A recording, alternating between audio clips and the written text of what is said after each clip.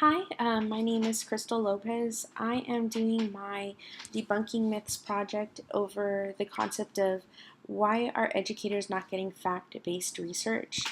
And so, why is there such a big gap between what educators know and what neuroscientists know? What can neuroscience offer to educators? Hook and Ferris' study interviewed teachers who are already interested in research about the brain to answer the latter question. As was stated in their study, many neuroeducation experts call for increased collaboration between neuroscientists and practicing educators before the field of neuroeducation can realize its potential for influencing education practice. And when I read that, I immediately highlighted and said, man, I want to do my own study with like all my teachers to try to figure out like how they value neuroscience education. Do they feel like it affects what's going on in the classroom? And I may do it, and I do have their model to look at. I mean, obviously, my teachers are not like going to conferences and are interested in it, so it would be a little bit different, the information I'd gather from that. So, in Hook and Ferris' study, they discovered three different areas of educators' motivations: curiosity, building the bridge between neuroscience and education, and then practical applications to help students learn. However, when they were asked what practical applications they were using to help students learn, they couldn't cite examples from neuroscience. Most of the examples that they gave were from cognitive psychology and not neuroscience. Um, and I think this is something that I've seen um, in my own thoughts. Like this book, How We Learn, has me thinking like about the trainings I've been to. And some of the trainings that I've been to are Kagan, the SciUp model for ELLs, technology trainings, talking about new innovative approaches to teaching English. And now I know that some of those trainings are rooted in myths and not anything having to do with neuroscience or brain-based research like they're claiming to have. I went through my most recent trainings, which was in February, and it was mostly about how to teach technology. And so I looked up one on how to make infographics, and they had one of the slides a video. So I'm like, well, let me rewatch it. And so the YouTube video was called 13 Reasons Why Your Brain Craves Infographics. I rewatched it and I realized it included some of Edgar Dale's cone of experience as reasons why we should use infographics.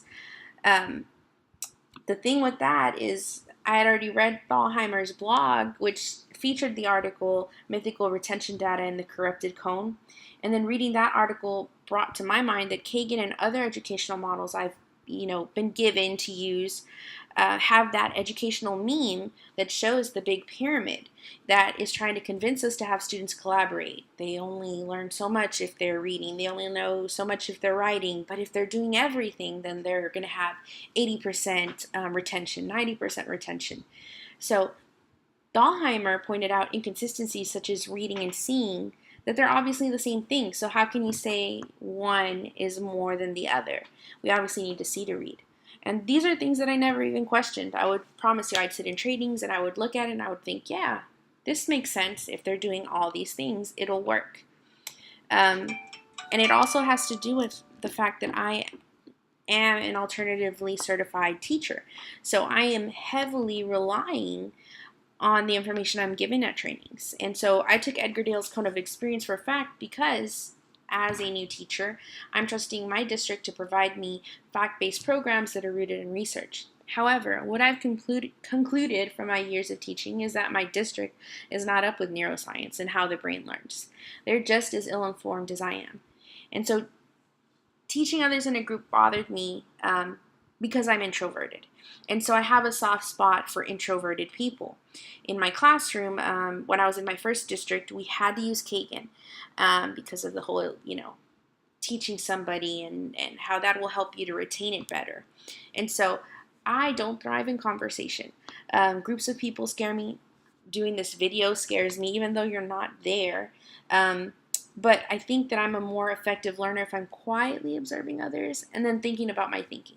I'm not saying that collaboration is bad because I have been in some groups and I did get some benefit out of it. But it always depends on how each person is motivated, and not everyone are self-motivated, right? They have grades as motivators, or they have, like, my district told me to do this, and so I'm only giving so much effort.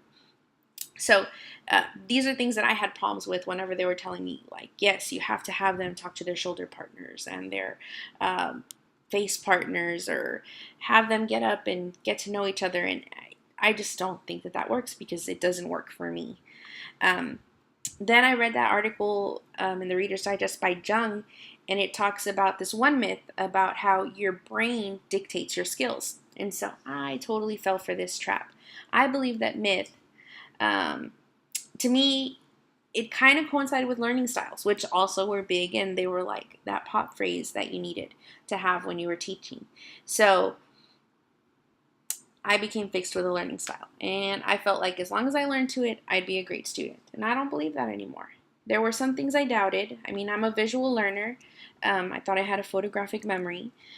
Obviously, after reading Carrie's How We Learn, I don't believe that anymore. But the learning styles test said otherwise. I wasn't a visual learner. I had some other elements of learning styles that I could have used. The other thing that I found was that when I was raising my own daughters, I realized that human beings are visual and auditory learners, taking out, those that have one or both of those as disabilities. So we can't do one without the other, yet I believe that myth because the GT training told me about it. Then I read, where was it? Oh, then I read Jarrett in his article, and he said that there was no correlation between better student performance and a student's alleged learning style. So reading this article kind of gave me the relief, because it says at the end, I can't learn subject X because I'm a visual learner, should be put to rest once and for all. And I can't tell you, since learning styles has come out, how many students tell me, like, oh, well, the reason I'm not learning is because of, you're not using enough videos, or you're not doing this, or you're not doing that, and I need that because that's the type of learner that I am. I need to move.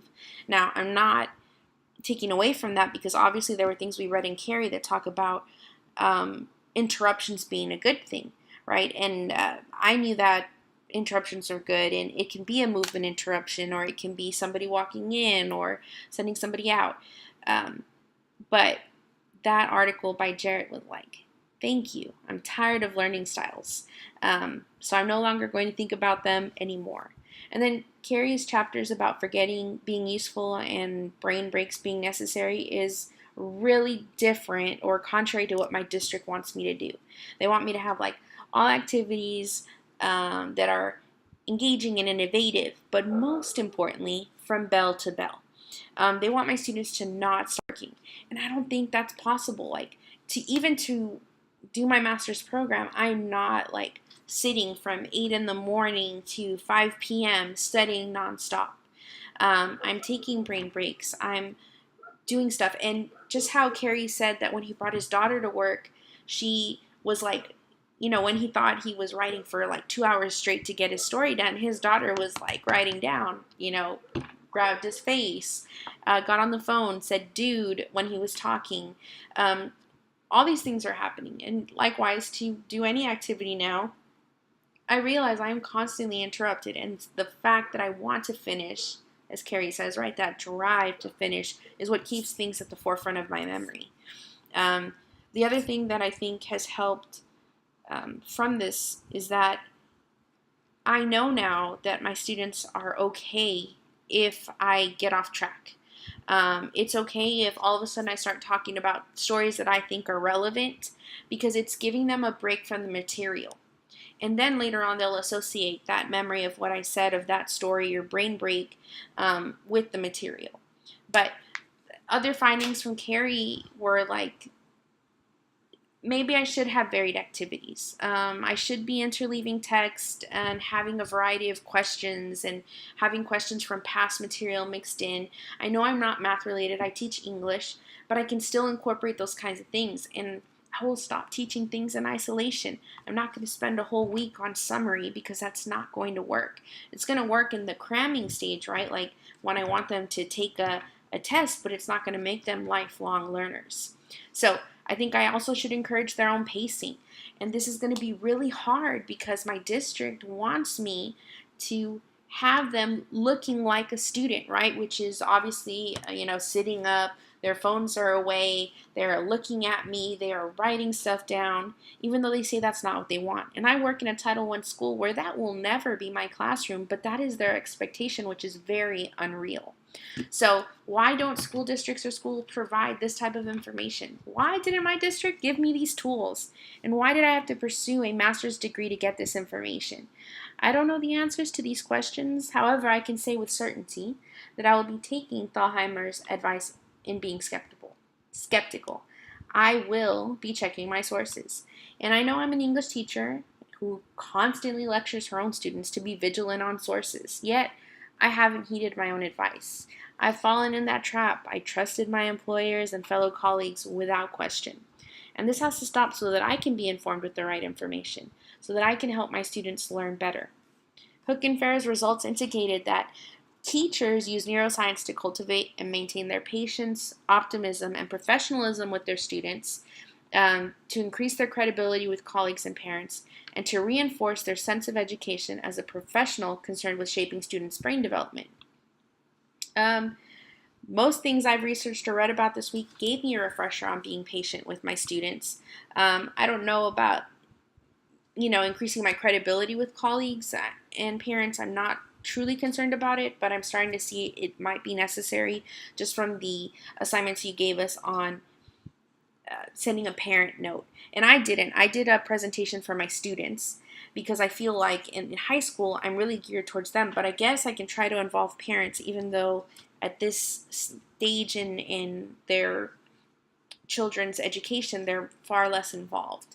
And I do want to be constantly educated and having professional developments that are helping me figure out how to effectively teach my students so that they learn, so that they wonder.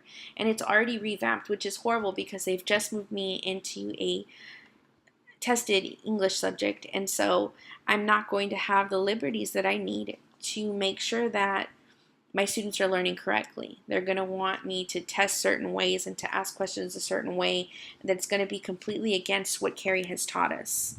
I don't understand why our administrations are doing this to educators, but I know that it's a problem, and hopefully with this master's program I can come back to my district and get hired and try to start, finding those solutions and helping them get better at teaching children. My district has a motto where they say that children are first always, but there's so many more senses, and I never used to think of the other senses when I taught, but now I'm going to, because I want them to feel comfortable, and because now I'm thinking of the cognitive psychology involved in teaching, as well as, refuting all those brain myths that are out there saying I'm only using 10% of my brain.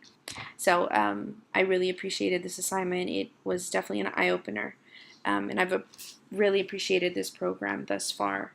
Thank you.